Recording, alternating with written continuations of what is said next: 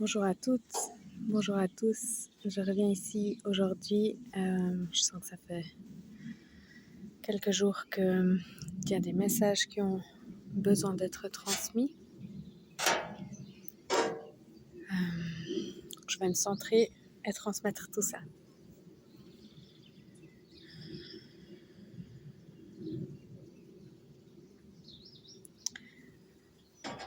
Je sens... Alors évidemment, c'est pas pour tout le monde la même chose. Donc à prendre si ça résonne avec toi.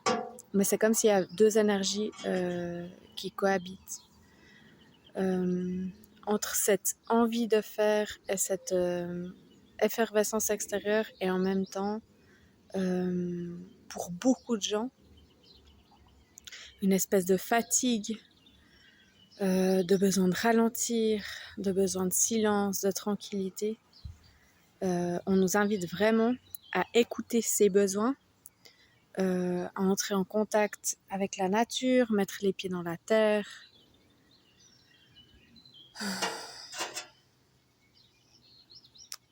Et puis comme répondre à nos besoins profonds. Et c'est cette énergie-là qui va habiter tout ce début de semaine, mais pas seulement ce début de semaine, sinon aussi ce début de cycle. Hier, c'était la nouvelle lune, donc c'est un nouveau cycle lunaire qui s'ouvre. Il y a comme, ok, là on arrive dans un nouveau cycle, on va mettre une nouvelle énergie.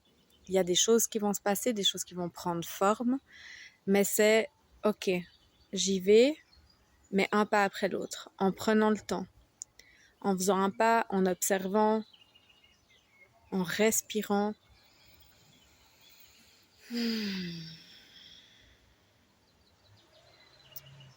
Et en donnant à notre corps principalement ce dont il a besoin. Nous invite aussi à être attentifs à bien nourrir notre corps, à écouter son besoin de repos. C'est comme si là, en ce moment, en ce début de cycle, c'est un peu notre corps qui va être le maître des lieux, le maître du jeu, celui qui va marquer les temps d'activité, les temps de pause.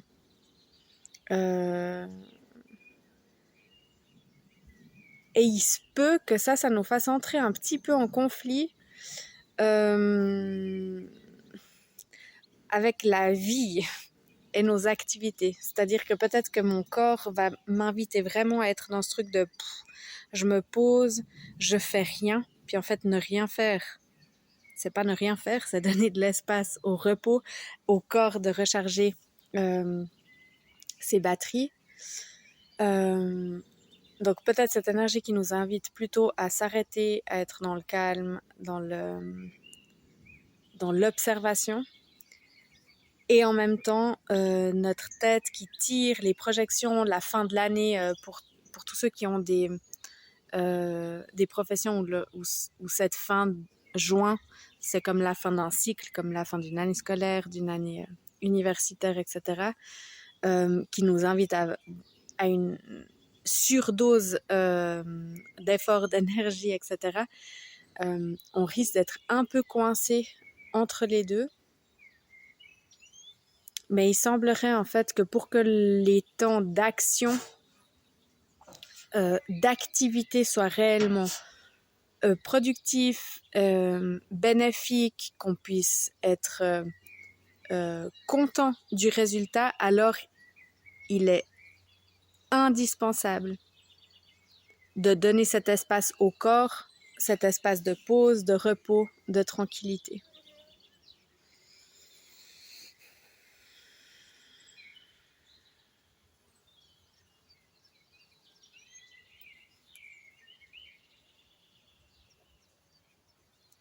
On nous invite aussi à habiter ce silence, à écouter ce silence intérieur.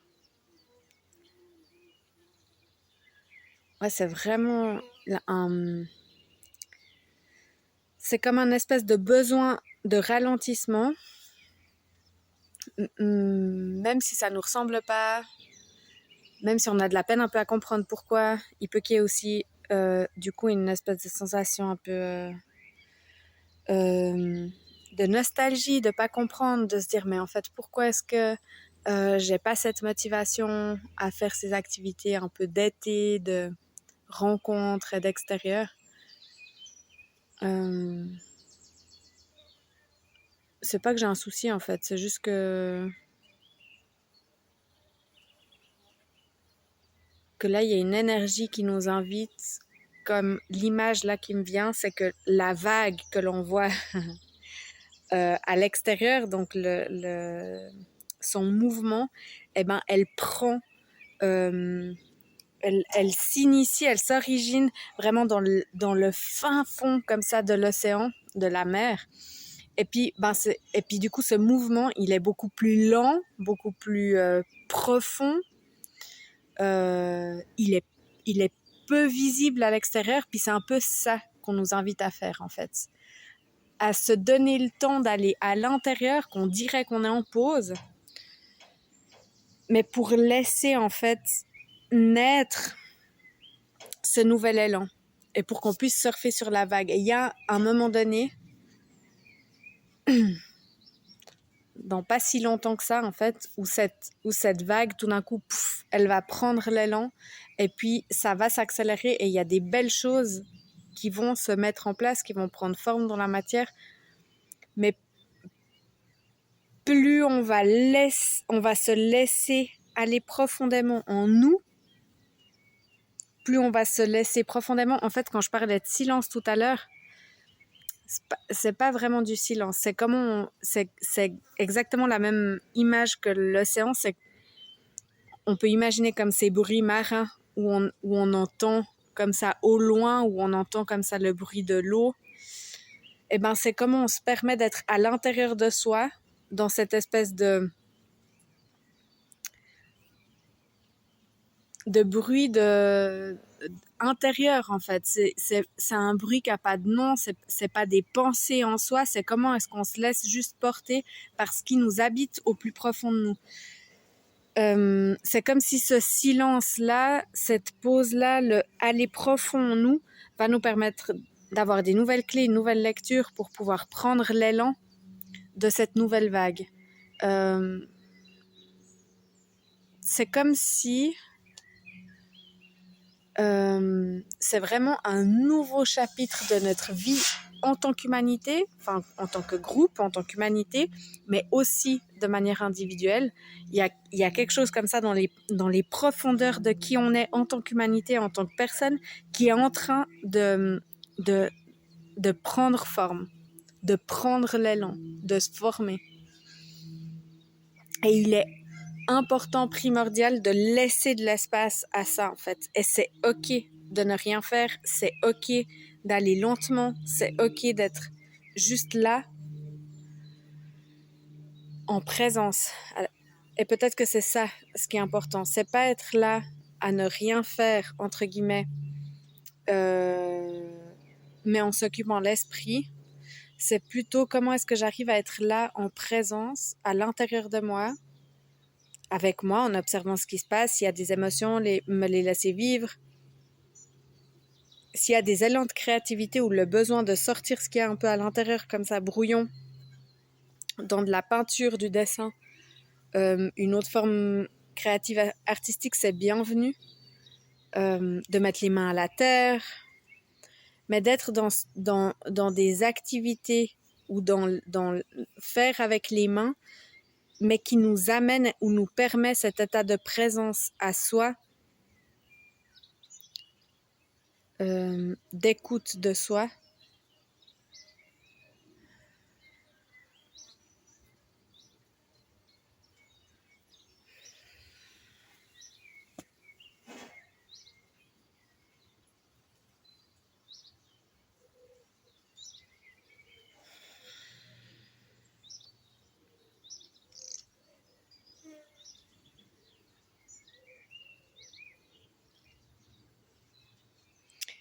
Et ne pas avoir peur de ce vide, ne pas avoir peur de cet espace En fait, c'est comme plus on va laisser... Comment est-ce que je peux exprimer ça? Plus on va laisser de place à cet espace de vide, qui n'en est pas un, hein, qui est l'origine de ce nouveau mouvement qui arrive, plus on va laisser de place à ça, plus la transformation va être grande et va être emplie de plaisir. Plus on va se résister et essayer de se débattre comme ça, de se suractiver. C'est comme un peu comme être dans l'eau, puis on se débat, puis en fait, on n'arrive pas à avancer plus vite. Et j'ai l'impression que, parce que toutes ces images qui m'amènent à ces images d'eau, de profondeur, etc., c'est aussi en lien avec comment est-ce que je suis en contact avec mes émotions, quelle place je laisse à ces émotions.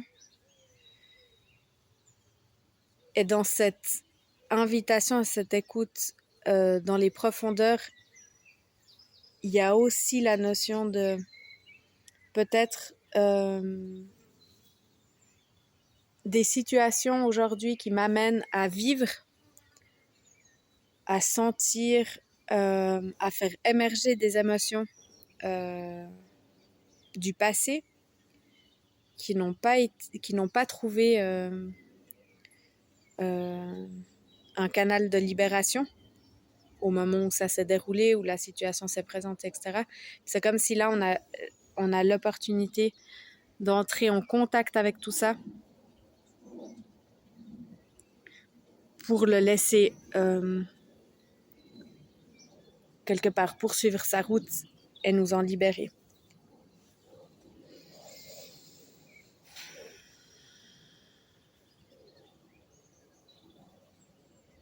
On nous invite aussi à écouter dans cette même chose de ralentir et de silence, de s'octroyer vraiment des moments de solitude qui sont pas des moments de solitude, qui sont des moments de soi à soi.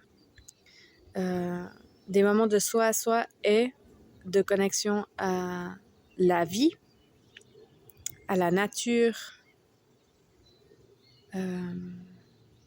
aux éléments. Donc l'image qui vient, c'est vraiment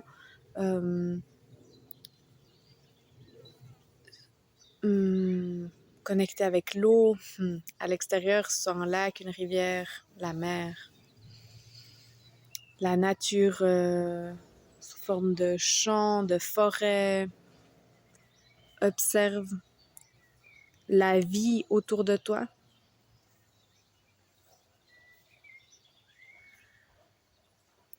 C'est comme si tout ça va aider à relativiser cette notion de temps, cette impression que je devrais faire plus que ça, il faut que je puisse résoudre ci, ça. Puis là, on nous dit, ben, oui, mais en fait, la nature, elle a son rythme. Et parfois, on dirait que c'est lent. Parce que si on regarde la nature chaque jour, peut-être qu'on ne voit pas que ça pousse, que ça grandit, etc. Mais en fait, tout est en train de se dérouler. La nature, elle est juste. Elle se laisse juste être. Et l'invitation, c'est ce que tu te laisses être là.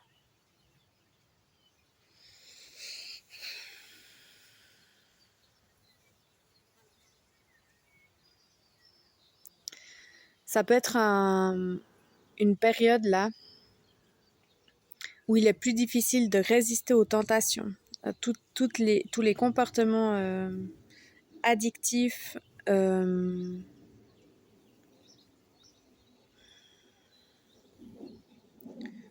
tous les comportements addictifs ou les comportements qui sont un peu où on sait que ça nous fait pas du bien. Tout ce qui est en excès en fait, que ce soit en excès de quantité de nourriture ou de type de nourriture, d'avoir très envie de manger gras, très envie de manger sucré, tout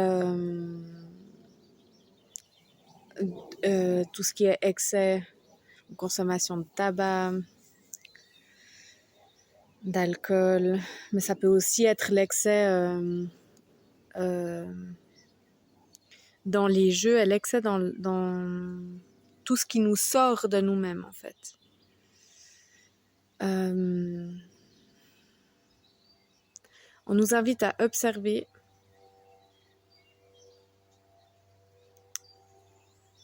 à pas se mettre la pression, mais à ne pas se lâcher non plus.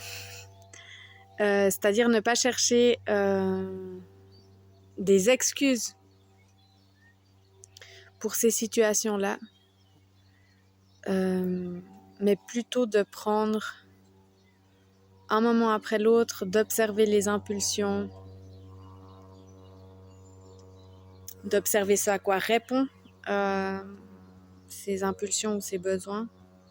Ça pourrait être aussi l'addiction au sport, tout d'un coup, à être dans quelque chose d'extrême. C'est comme s'il y a une énergie en plus pour certains et un besoin de se dépenser. Et oui, il serait intéressant de voir, mais en fait, elle me raconte quoi cette énergie? Elle me raconte quoi cette impulsion? Elle me raconte quoi cette envie ou ce besoin de manger ou de consommer tel ou tel truc?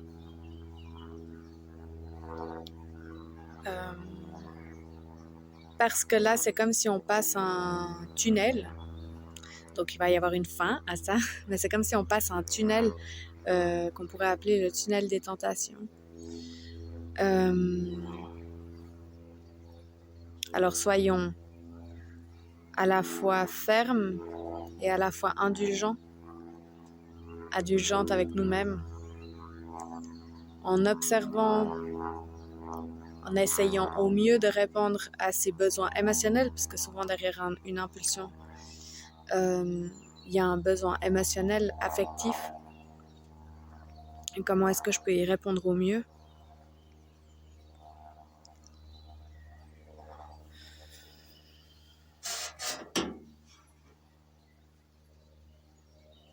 Et puis une chose qui peut aider là-dedans, c'est de ne pas rester seul, de s'encourager, de s'entraider, d'en parler, de chercher du soutien.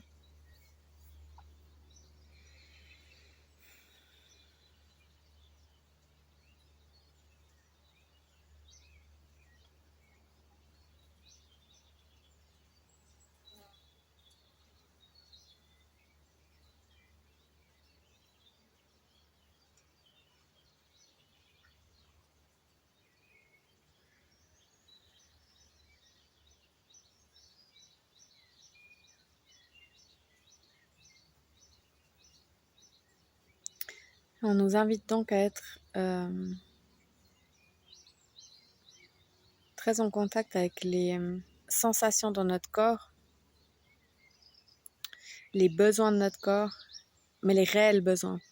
Pas les besoins de notre tête, pas ces impulsions ou compulsions, sinon réellement de quoi a besoin mon corps, mon cœur. Pour ça, ça demande d'être attentif à soi, d'être présent à soi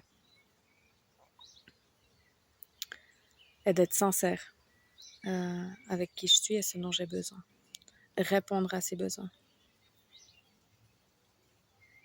Je sens qu'on est encore dans une période un peu sensible. Hein. C'était déjà le cas, il me semble, la semaine passée. C'était quelque chose d'assez dense. C'est pas évident, mais il y a plein de choses qui bougent.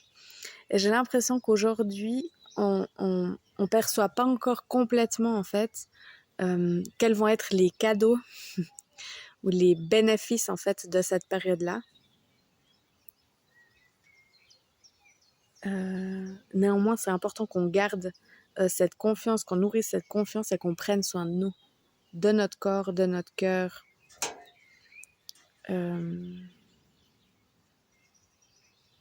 Et qu'on soit à l'écoute. C'est vraiment une énergie plutôt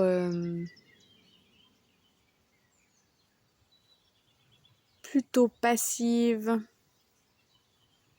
plutôt féminine, d'écoute, de ralentissement, de tranquillité, qui peut, selon où on se trouve dans le monde, avec cette entrée à l'été, venir perturber un petit peu, puisque l'énergie extérieure nous inviterait plutôt à justement être dans l'action, à être dans la rencontre,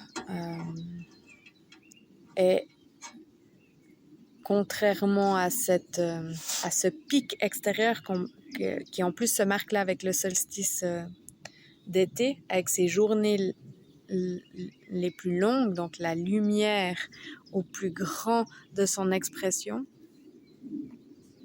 et ben c'est comme si cet extérieur-là a besoin d'être compensé avec un intérieur, un silence, une tranquillité bien habité, bien en conscience, bien en présence.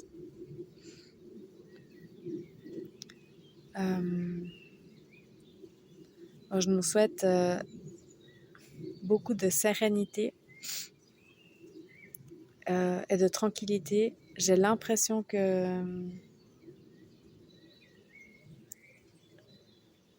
je vais revenir tout soudain avec... je sens qu'il y a d'autres choses là qui émergent pour une prochaine vidéo. Mais en attendant, je vous souhaite une toute belle semaine. À bientôt.